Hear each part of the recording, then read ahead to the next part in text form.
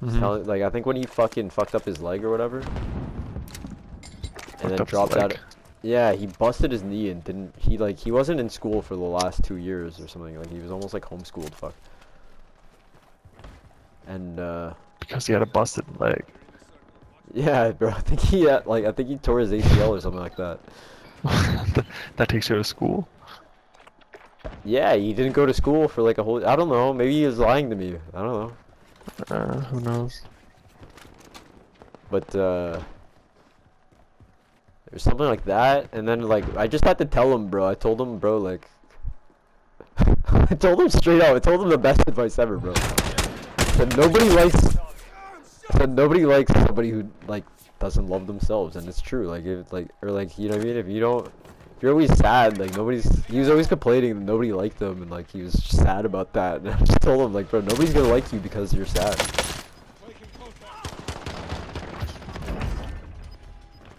Like you have to build yourself up.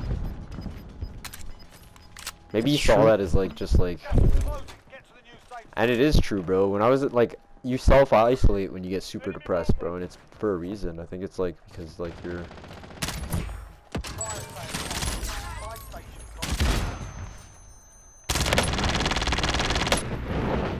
Got a riot shielder on me, I'm fucking dead. I had fire grenades the entire time and I didn't use them. What am I doing?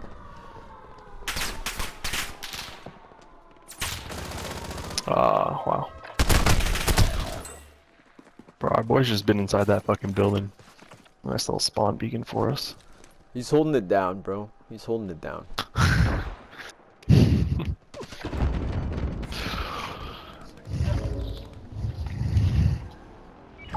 Yeah. Bro, honestly, lately I've been feeling like I just need fucking, just like, surround yourself with good people, you know? You do. Like, not that the people, not the people in my life are bad, but I'm just like, I don't feel like I have enough, like, not in a selfish way, just in the way, like, yeah, I want to share more with people. In order to do that, you have to be a good person to other people. Yeah, you just...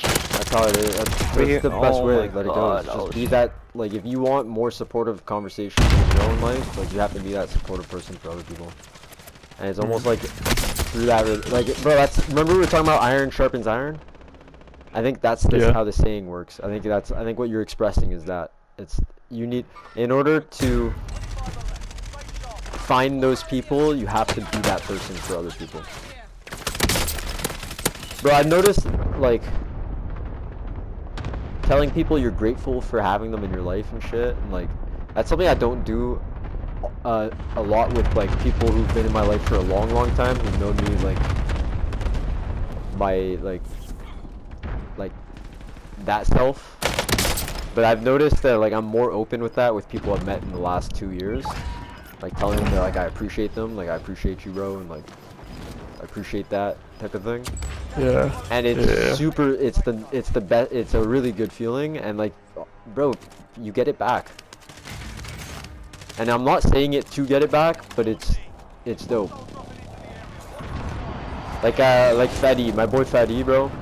Like little things, bro. Like he was just helped me do something. And I was like, man, like yo, I fucking appreciate that, bro. Like you don't have to do that, and like you didn't have to move that thing for me.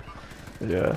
But like you didn't make me run around like a fucking chicken, like, cause so it was Fetty and my boy, it's two of my boys, right, who went to the back to help me to open the door, and Fetty is there, and Spencer's there. Spencer just sat on his phone while like Canada Post came, and I had to like prepare all the packages for Canada Post. But Fetty, like while I was running around, cause I was like out of breath, like running and shit, cause the guy was there. Fetty helped me like put the pallet inside the truck.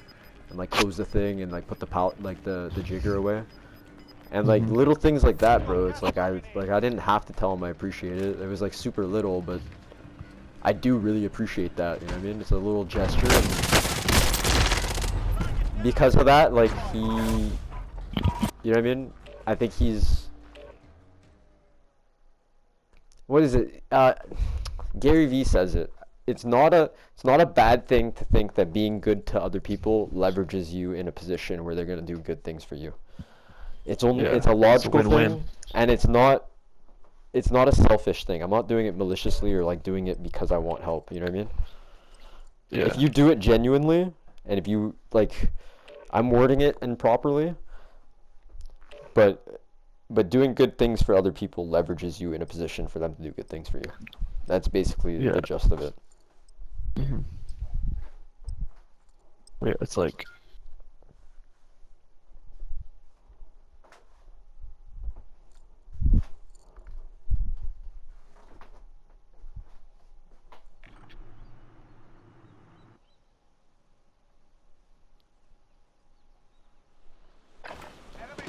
Yo, like, here's a prime example, bro.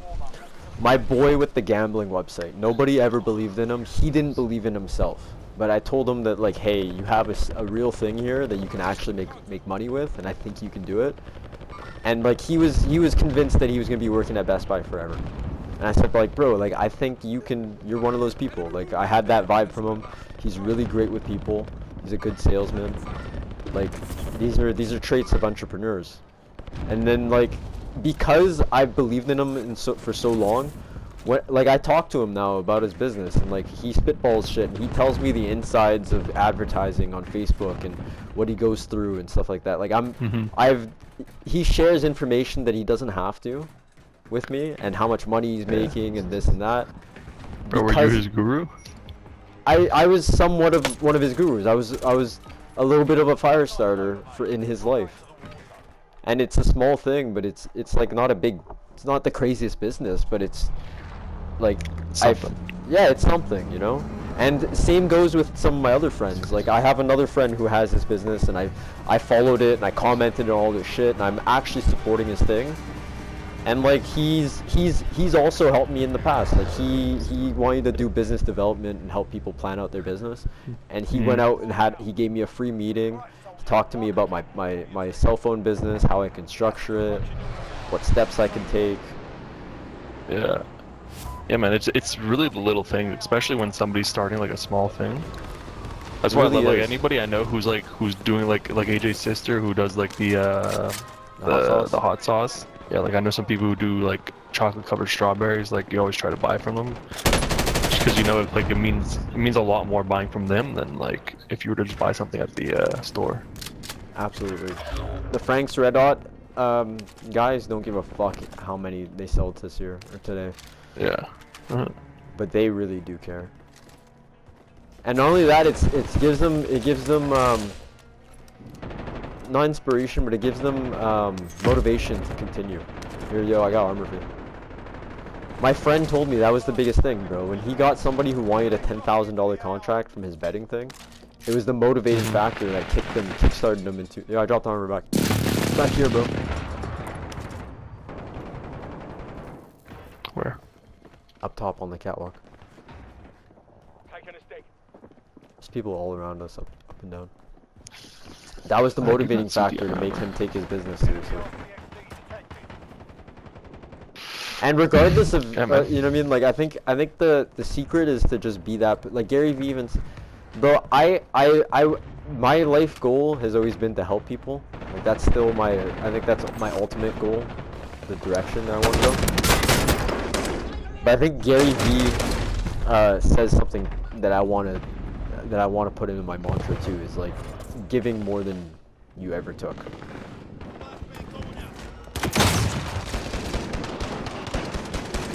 You know what I mean? And I think that's super impressive if you become a huge, big person, right? If you become some well-known if we're talking about wealth as value in the sense of just monetary gains, if you become super wealthy and you really gave more than you took, like your impact was immense. Yeah, your impact was 10 times more than your wealth. Exactly.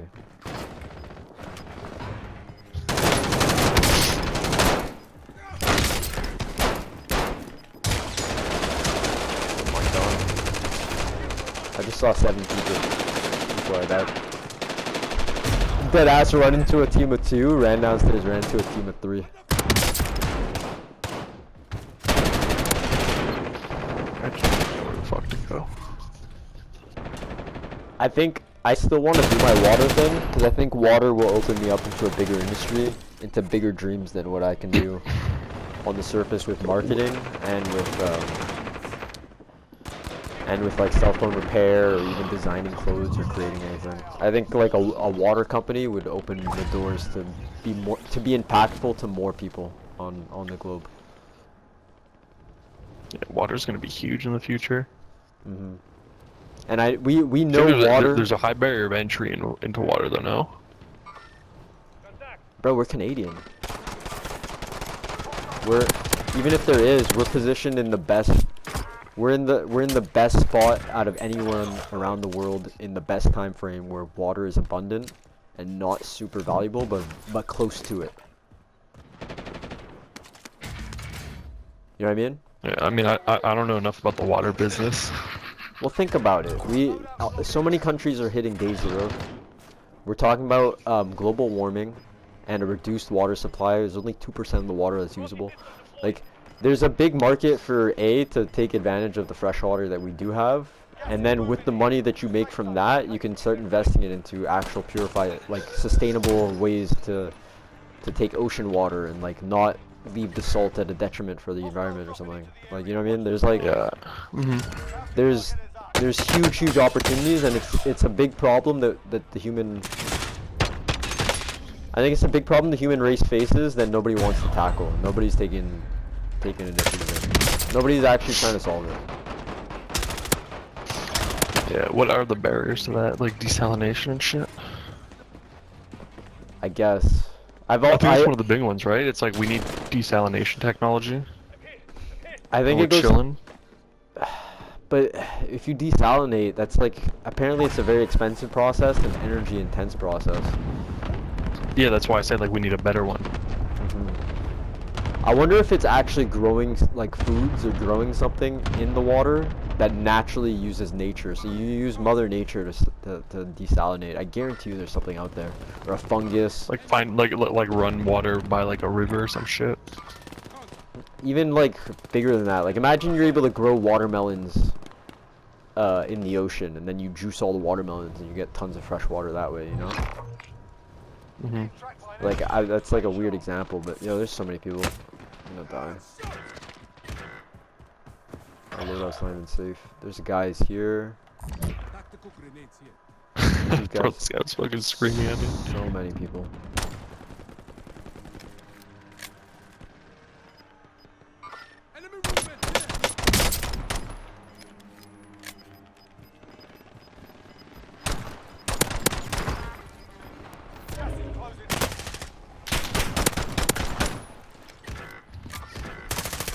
We gotta stick together. I'm getting lit up by teams. Yo, just get this guy, bro. He's so weak, and I downed his boy right above. I did work with the pistol there, man. I think another big one that another big problem that I would want to solve, that I think that my water thing might actually turn into, because it's like fixing the ocean is gonna be a hard thing, but like I think like. And it goes hand in hand with my phone business too, is recycling. Our recycling system is extremely flawed.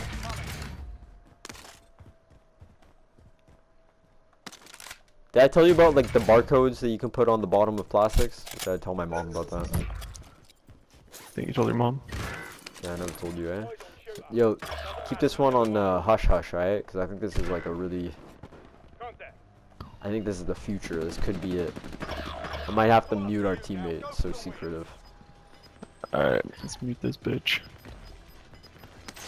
Yo, land on me after too. I'll fucking try, dude. Alright, bro. I was thinking you can create an organization or recycling program where every single product that has to get certified through it, or will get certified, kind of like the kosher thing. And if your product is like, let's say you make Oreos and your plastic is like a really shit plastic, or it's like a specific plastic. I got tagged on the Where are these guys? Trotsky's fucking them up. You got a claymore there. No, that's it. You gotta run.